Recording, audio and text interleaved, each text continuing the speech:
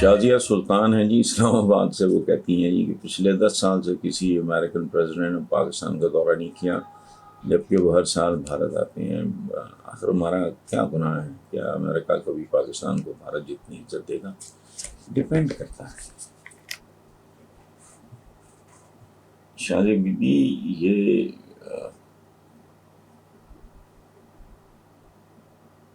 عزت نہ کوئی کسی سے چھین سکتا ہے، نہ کوئی کسی کو دیتا ہے بلا وجہ.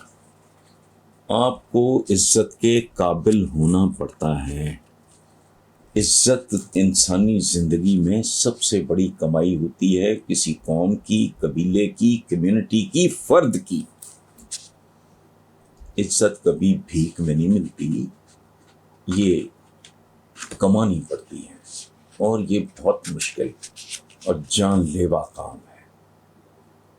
مثلاً ہمارے اپنے جو بانی پاکستان، یار باتیں بہت ہیں، کرتے بہت ہیں، پڑھتے بہت ہیں، اخباروں میں ایڈیشن چھپتے ہیں روحانی اور مذہبی فضائل اور فلانا ٹمکانا، عمل سے فضول.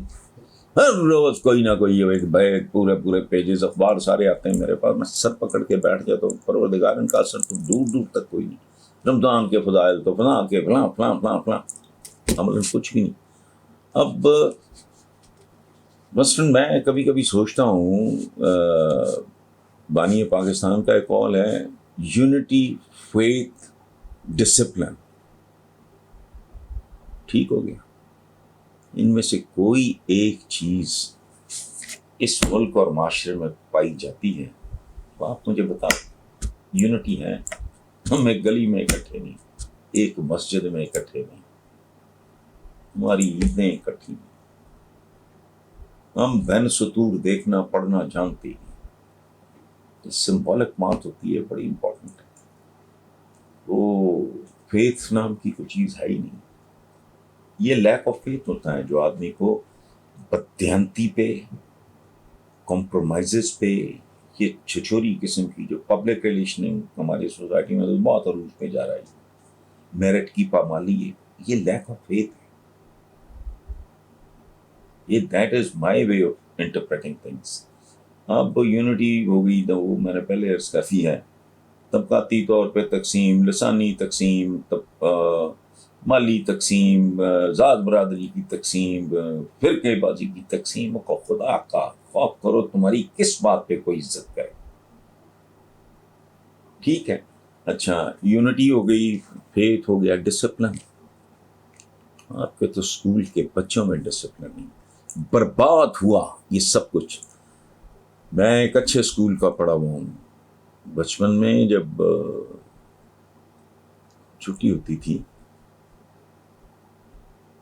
ٹیچرز کھڑے ہوتے تھے، لائنز لگتی تھیں، قطاریں بنتی تھیں، بڑے طریقے سے بچوں کا اسکول سے نا ایگزٹ بڑا پلان تھا. اب بھیڑ بکریوں کی طرح جب چھٹی ہوتی ہے، وہاں دیکھو نہ کسی باپ کو یا ڈرائیور کو یا ماں کو گاڑی پارک کرنے کی تمیز. اور بچے جیسے ریوڑ نہیں، باڑے کا دروازہ کھل گیا اور وہ باڑے نے جانور اگل دیے، لگے پھرتے ہیں.